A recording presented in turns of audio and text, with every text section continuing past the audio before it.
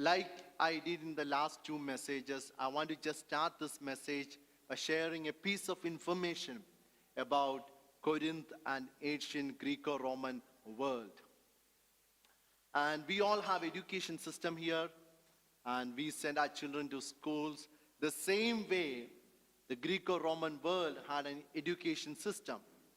So initially the parents will give them moral instructions, and then these children will be sent to an elementary school.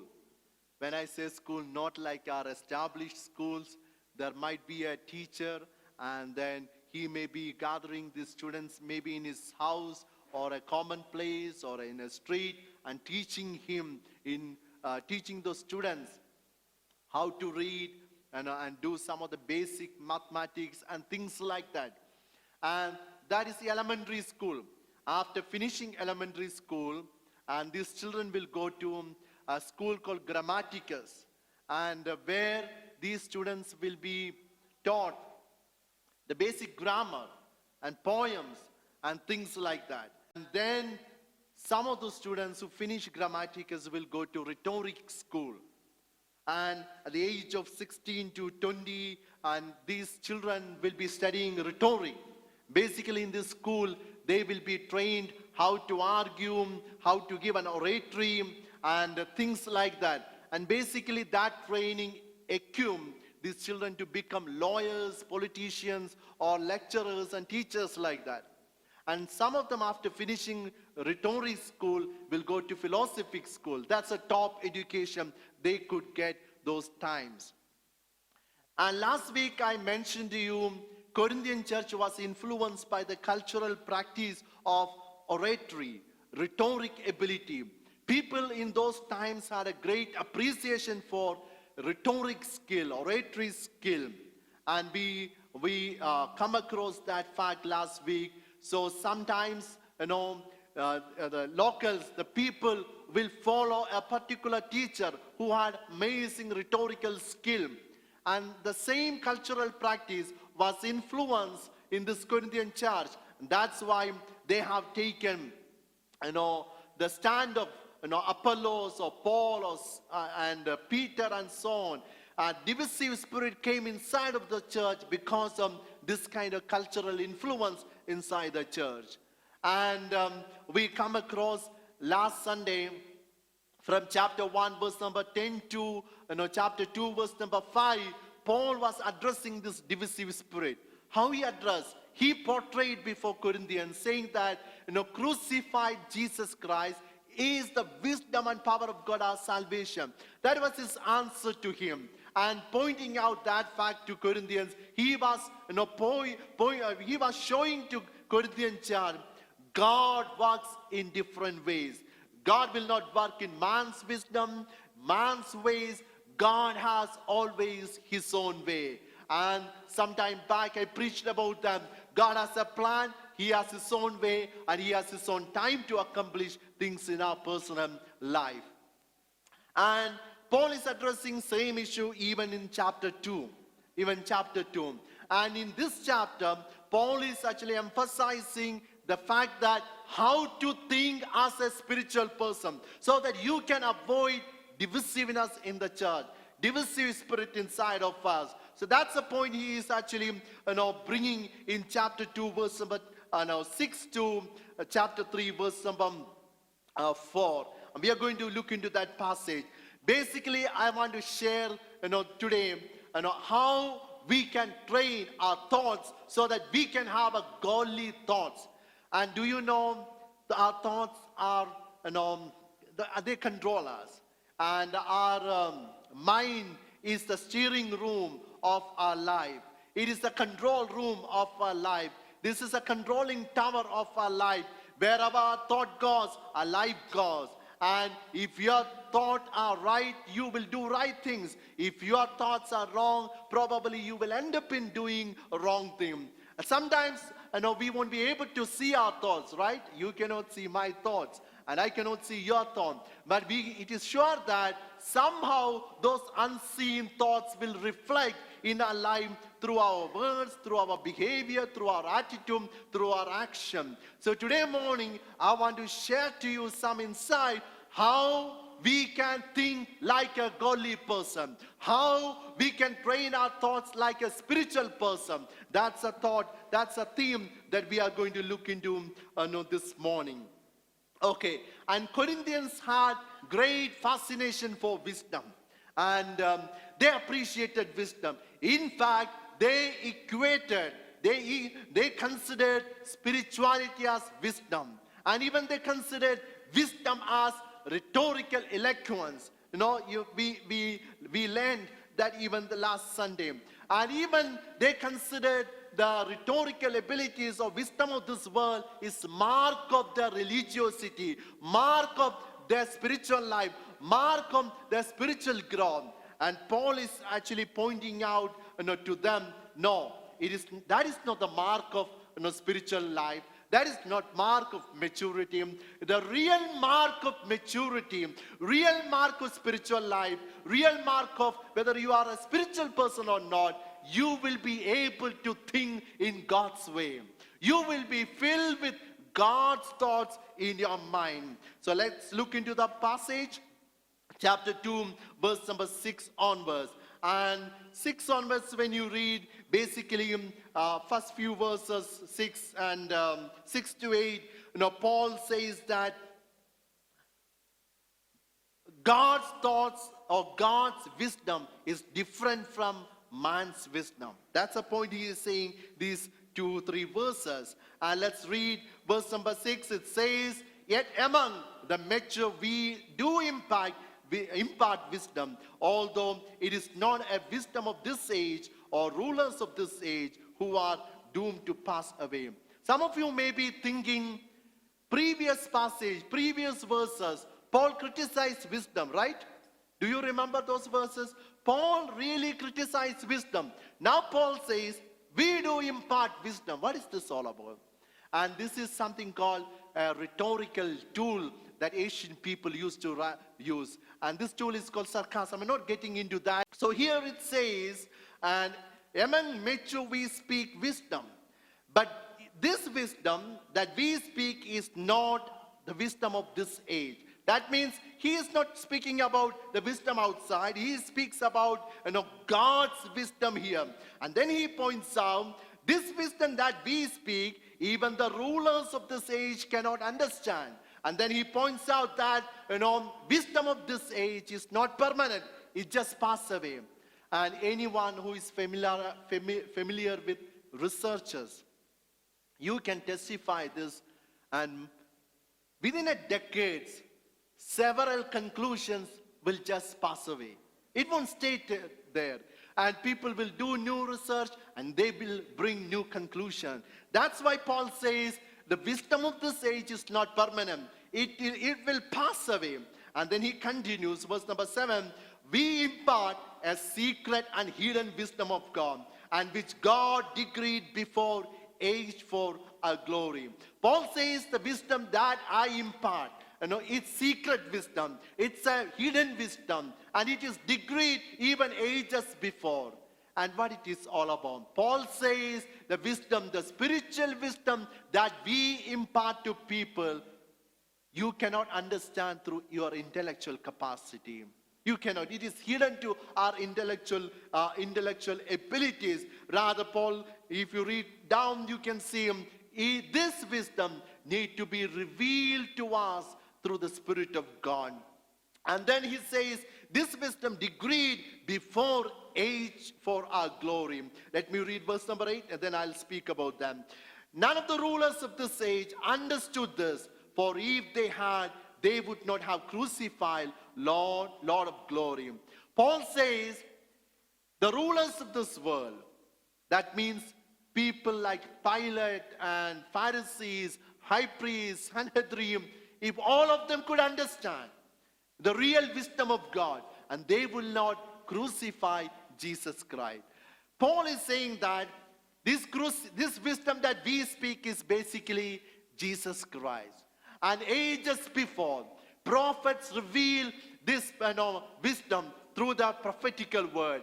But however, these leaders, these rulers of this age could not understand this wisdom of God. That's why they crucified. And we know rulers of this world, authorities in the world, they had the best advising team. They are trained very well. They get good input. But Bible says here, those rulers could not even understand this wisdom. So here is the point I want to emphasize from those 2-3 verses. God's wisdom is different, and human people cannot understand easily God's wisdom through their own abilities or their own intellectual capacity. I want you to point this fact write this fact into your heart. God works in different way. God thinks in different way, and human people think different way. That's why Isaiah says God's thoughts are so different from our thoughts, so higher than our thoughts. So God thinks in a different way, not the way we all think, the rulers or the world thinks.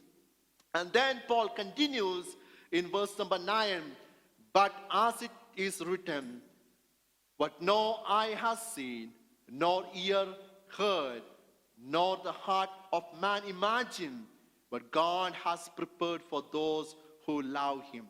Listen very carefully. How do we receive knowledge? How do we receive knowledge? We have certain organs, organs to perceive knowledge. Paul says here, eyes. Through eye we see things and understand. Through ears we hear, listen and understand things. Through our heart or cognition, through intellectual capacity, we understand things. But what Paul says here, none of these human organs can give you an understanding about what God really prepared for those who believe him, those who love him. And what is that all about? That means, dear church, we cannot simply access God's thought about us through our human ability. We need Holy Spirit to access God's thought. And I'll elaborate that in following verses. But let me just take you to this one phrase at the end of verse number 9. God has prepared for those who love him. So listen very carefully. Our God is a generous God. He is a loving Father. He prepares, he stores things for us. Do you know that? Hallelujah. He stores things for us, and which no human imagination can grasp it. No human ability can grasp it, which only can be understood through the help of the Holy Spirit. Dear church, I want to remind you, God stores many good things for you. And at this age, God has given his Son, Jesus Christ, Jesus, as a gift to us. And he has forgiven our sin. And he gave us salvation. He gave us his Spirit within us. He made us his temple. Hallelujah. He made us as his hair. And he gave us the gift of eternal life. And he stores so much for each one of us. Each one of us can testify, looking back our life, he protected us. He provided for us. He cared for us. He healed us. He has forgiven our sin. So many things God stores for each one of us. And look at tomorrow and say to yourself, God is storing his best thing for me tomorrow. Hallelujah. And what about the future? In this age, God is doing all these things. In coming age, what God is going to store for us, Jesus told his disciple, I am going to prepare a place for you. Hallelujah. Jesus is preparing a place for each one of us in heaven, in eternity. And we see that beautiful picture in Revelation. No eyes can imagine, no heart can imagine what God is really storing for each one of us in heaven, dear child. Hallelujah. That's why Paul says God prepared an amazing and unimaginable thing for each one of us in heaven. Let me point out this, this fact. God's thought for us is countless. Psalmist says his thought for us are countless, dear church. Hallelujah. Amen. This is important, dear church, because we need to train our thoughts the way God is thinking about us. God is perceiving about things in our life. If we are not training our thoughts the way we need to look into through the eyes of God, I'm telling you, dear church, probably we may miss what God is storing for each one of us. Hallelujah. That's why we need to train our thoughts in God's ways. Listen very carefully. Suppose we are going to look into our life through the eyes, natural eyes, and what we hear and what we could think. Probably we may say, I don't have education, I cannot do it. I don't have money, I cannot do it. I don't have a skill, I cannot do it. I don't have good family, I cannot do it. I don't have anybody to help me, I cannot do it. But moment you think that you are a child of God, God has something for me, God is storing something great for me, you will look into the things in a totally different way. You will say, God is with me, His Spirit is in us, and He will enable me to do this. He will provide for me, He will care for me. You will not worry about future, you will not worry about tomorrow, you will not worry about anything in this world, because you know God is in control. He has some best things for each one of you. Hallelujah. This is a difference between the way we could think in God's way and difference in the way we think in our natural capability. So I want to encourage you, dear church, God's thoughts are different from our thoughts, and we need to actually connect to God and understand what God is storing for each one of us. And then Paul talks in verse number 10 to 12 how we can access this God's thought for us. How we can access God's thought for each one of us. How we can connect to God's thoughts in our life. And Paul says in verse number 10, for the Spirit searches everything, even depths of God. Hallelujah. And and then verse number 11, for who knows a person's thought except the spirit of that person which is in him? So also no one comprehends the thoughts of God except the Spirit of God.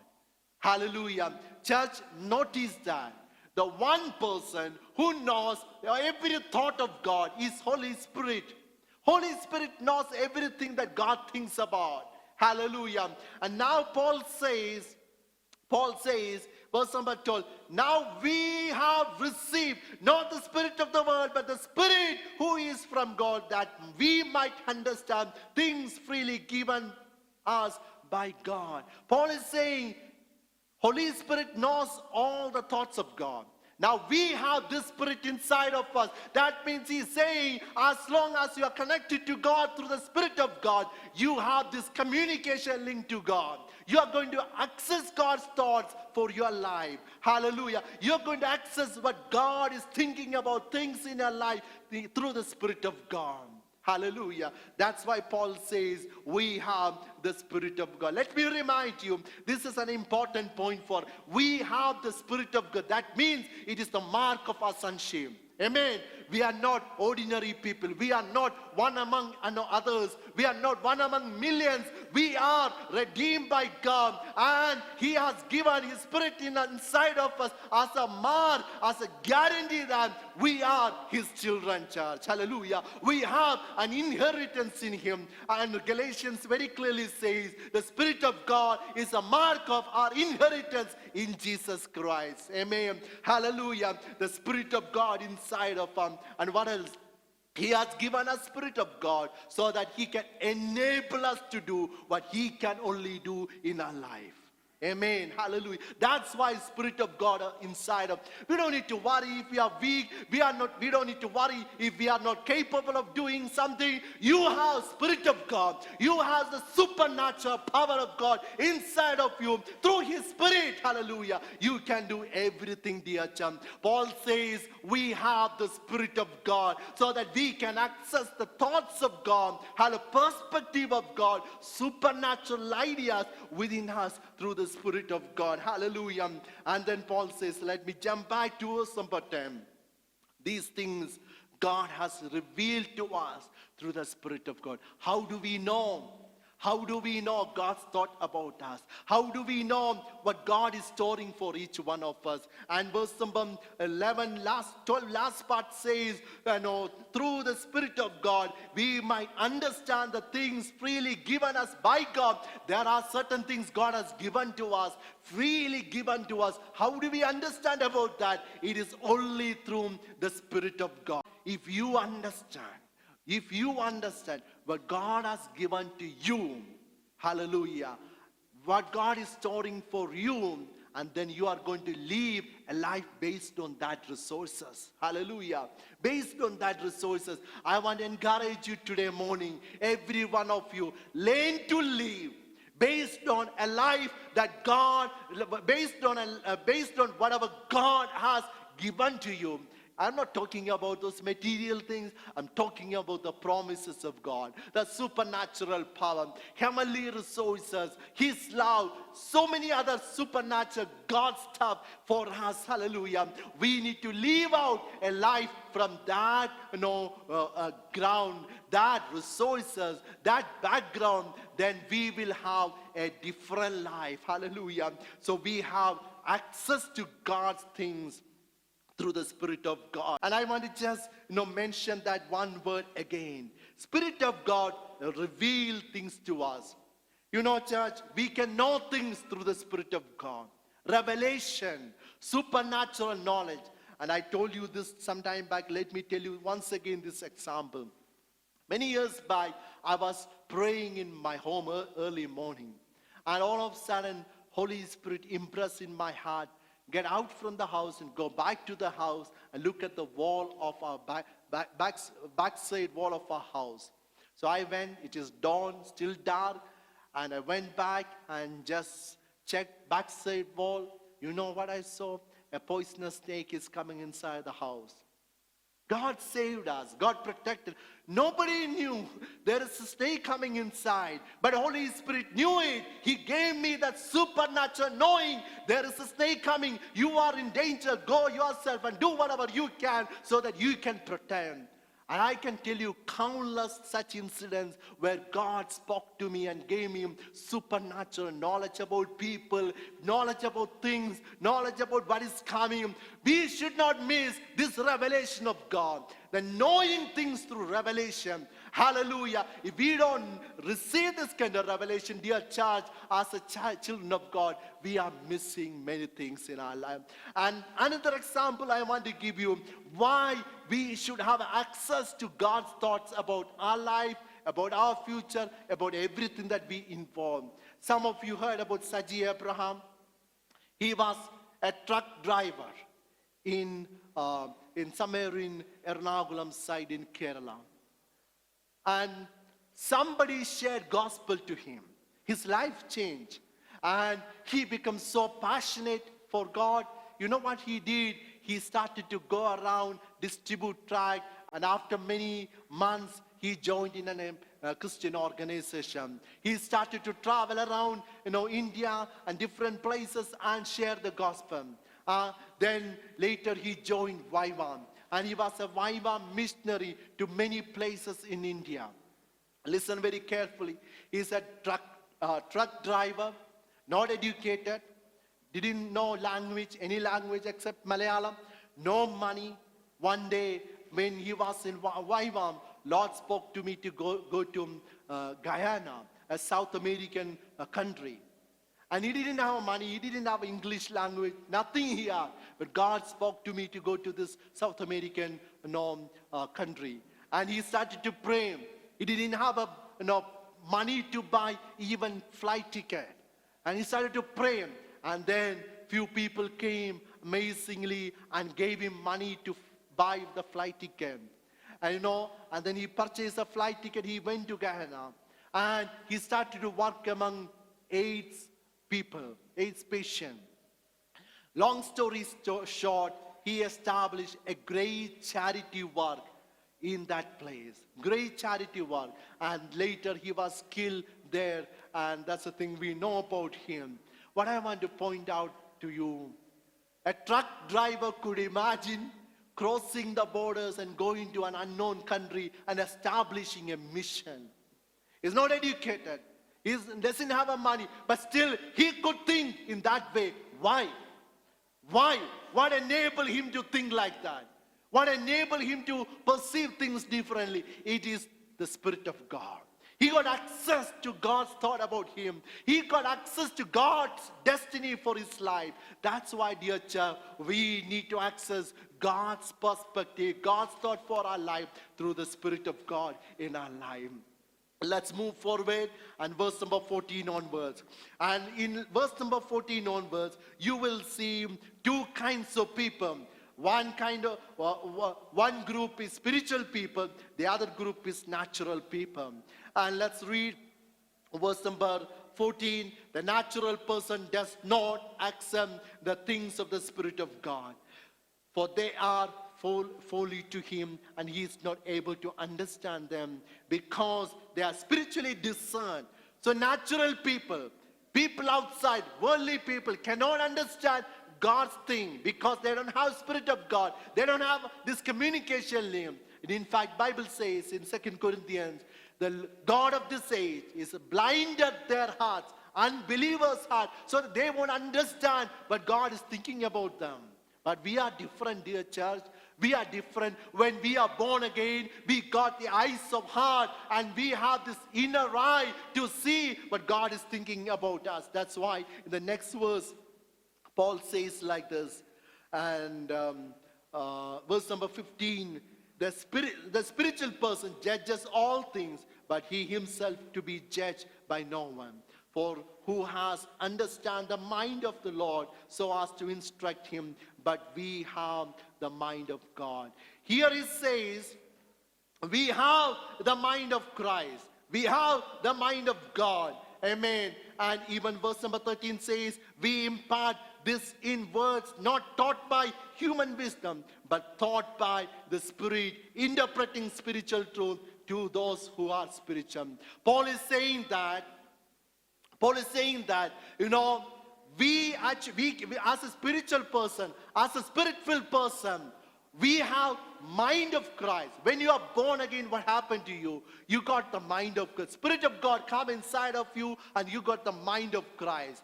And since you have a mind of Christ, every one of us can think, can access God's thoughts in our life. Amen. We can access the supernatural perspectives of God in us because we have the mind of Christ. Hallelujah. Amen. Then Paul says in verse number 13, I just want to point out that word, taught by the Spirit. We have a teacher. Who is this teacher? It's the Spirit of God. He teaches things to us. He teaches the spiritual things. We have the mind of Christ so that we can access God's thought. And the Spirit of God teaches us, hallelujah, how to think in God's way. What are the God's perspective in us? Amen. And when you look into verse number 1 onwards in chapter 3, Paul brings a conclusion there. What is the conclusion here? But I, brothers, could not address you as spiritual people, but as people of the flesh, as infant in Christ. I fed you with milk. Paul is saying that I could not talk to you like a spiritual person. Why? Though you have a mind of Christ, though you are spiritual people, I am not able to speak to you like a spiritual person. Why? Paul is saying, because you are still behaving like a man of flesh, a people of flesh. How they are behaving, that Bible says in verse number 3, for you are still of the flesh, for while there is jealousy, strife among you, and you are not of the flesh, behaving only in human way. For when one says, I follow Paul, and another, I follow Apollos, are you not being merely human? What is he saying? Though you have a mind of Christ, dear church, Corinthian church, you are still think like the worldly people outside. Why he said that? Because they are saying, we are part of Apollos group, I'm part of Paul's group, and we know how that came. That came through the influence of the world outside, the cultural tendencies of the outside. Paul is saying, Though you have a mind of Christ, you are not trained to think like a spiritual person. Listen very carefully. What is the mark of Christian maturity? The mark of Christian maturity, you are capable of thinking, like a spiritual person. So the thing is that, we need to train our thoughts always, to think like a spiritual person. How we can do that? And Colossians chapter 3 verse number 1 onwards, if you read, it says like this: if then you have raised with Christ, seek the things that are above and where Christ is, and seated at right hand of God. Set your minds on things that are above. Paul says you need to set your mind where? Not on the world, not on the things outside, not on the flesh. Rather, you need to set your thoughts, your mind in Christ. Hallelujah. The dear church, we have a mind of Christ, we have Spirit of God, but spiritual thoughts will not come naturally. We need to take effort to put our thoughts in right place. Amen. We need to control our thoughts and keep our thoughts only in Christ. Only in Christ. Amen. Hallelujah. And Paul says, a mature person will set his heart, his mind on Christ. Why this is important, dear church? Setting our mind on Christ. I mentioned you in beginning. Wherever your thought goes, there you will also go. If you are thinking something sinful, you will do it. Hallelujah. If you are thinking something wrong, you will do it because your thought already went there. That's why Paul says, set your thoughts where? In Christ. When you think about Christ, when you think about spiritual things, when you think about the Bible verses, you will do right things, dear church. That's why set your thoughts on Christ alone, not on worldly stuff. Amen. That's why we need to control our thoughts, dear child. Self-control is a fruit of the Holy Spirit. Not only in action, but also even in our imagination and thoughts, we need to control our thoughts, dear child. And then what else we need to do? In Philippians chapter 4, verse number 8, it basically Paul saying, train your thought. If you want to act like a spiritual person, if you want to act like a godly person, do you want to think like a godly person? Paul says, train your thoughts. Listen very carefully. Let me read it for you. Finally, brothers, whatever is true, whatever is honorable, whatever is just, whatever is pure, whatever is lovely, whatever is commendable, and if there is any excellence, if there is anything worthy of praise, think about these things. What are the things that we need to think? What are the things that we need to think? We need to think about the truth. There are many people think about how I can lie to a person, how I can tell an half-truth to somebody and misrepresent things. Sometimes people think how I can tell a lie to somebody and cover up my fault. Bible says we should not think about those kind of things. We should think about the truth so that we will speak the truth, dear church. And then Bible says honorable things. Whatever respectable, honorable before others, think about those things so that you will reflect honorable things through your action. Then Bible says whatever is just, whatever is righteous, whatever is right thing, you think about that, you will do righteous things in your life. Amen. And then Bible says, whatever is pure. If you think about pure things, you will have a holy life. If you have life, your thoughts life is filled with lust and all other kind of immoral stuff, you will do unholy stuff only. So that's why I want to tell you that we need to think pure, have a purity in our thoughts. And then it says, whatever is lovely and commendable.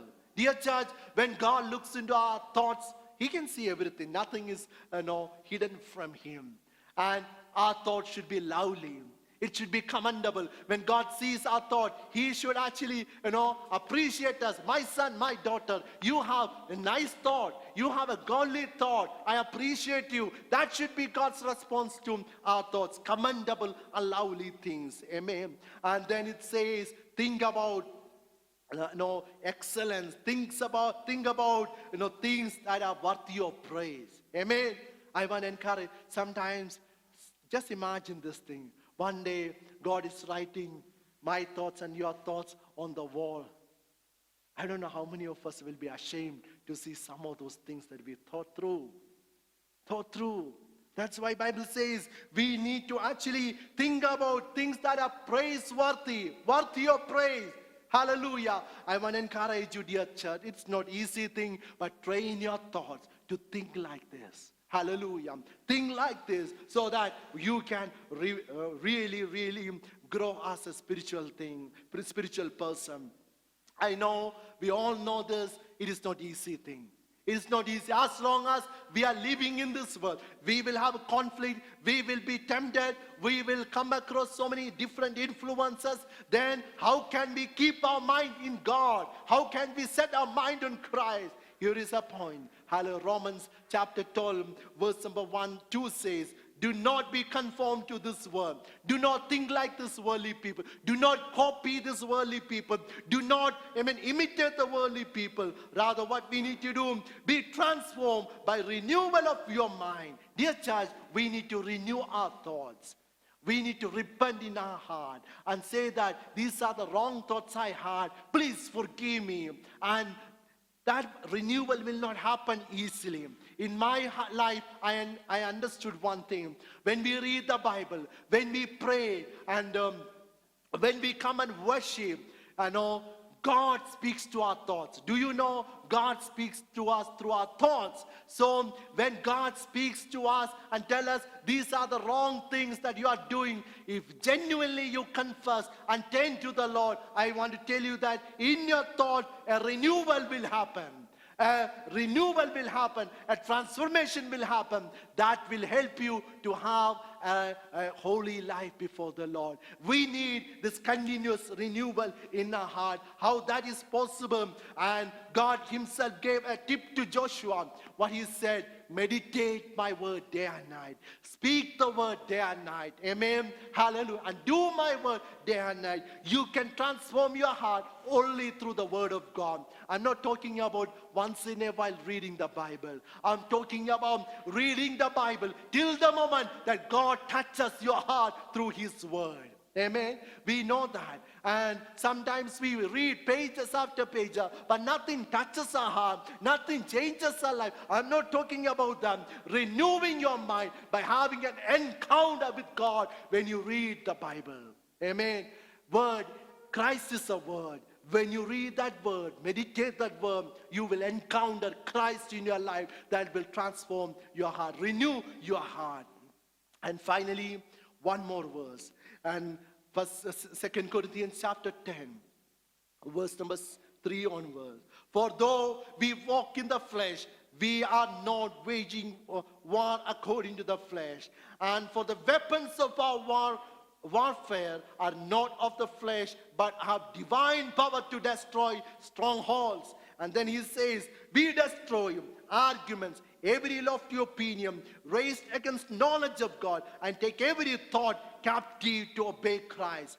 Some of you cannot control your thought. Your thought goes like a wild horse. Everywhere it goes. Somebody just says something to you. You think about that hours and hours, and you will have unforgiveness, bitterness, anger, everything inside of you. Somebody did something better than you. You feel jealous for them. Hallelujah. When that kind of things comes, we are not helpless people. Paul says you have a power to destroy these kind of strongholds, these kind of wrong thoughts, and bring your thoughts in obedience to Jesus Christ.